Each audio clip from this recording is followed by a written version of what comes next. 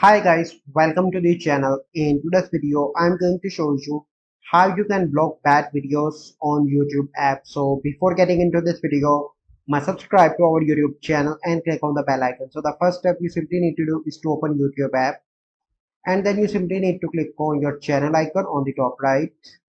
Here you need to click on settings. So once you are in settings, you simply need to click on general. Here you need to scroll. Here you can see restricted mode. This helps hide potentially mature videos. No filter is 100% accurate. This setting only applies to this app on this device. So you simply need to turn this feature on. So this once this feature is on, you experience less mature content on YouTube app.